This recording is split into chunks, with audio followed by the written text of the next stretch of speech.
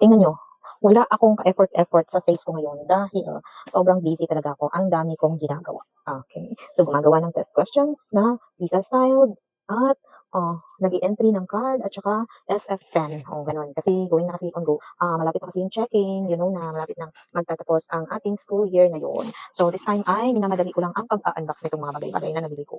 So, kasi para magamit ko na din. Hindi ko kasi ginagamit pag hindi ko pa na-unboxing. So, binibideo ko bawat unboxing. So, ganun. This time ay eto. Ang paganda na naman ito ko. Ayan.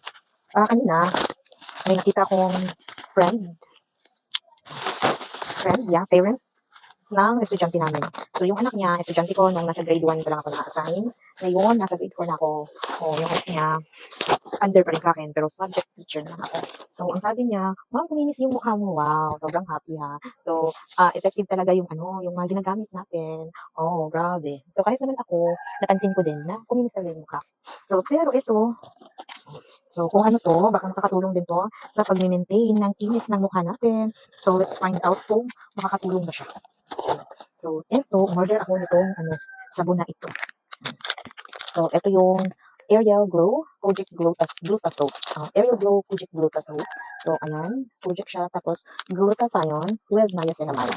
So, this is, nakuha ko lang siya for 159 pesos. So, ano ba, ilan ba siya? 1, 2, 3, 4, 5, 6, 7, 8, 9, 10, 11, 12, 13, 14, 15. Grabe. Sobrang sulit na nitong sabon ito. So, nakuha ko lang ng 159 tapos may 15 soaps na ako. So, it is 10 times whitening and it is 70 grams. So, may 10 pieces na ako na 70 grams na Ariel Glow Gluta Project Soap.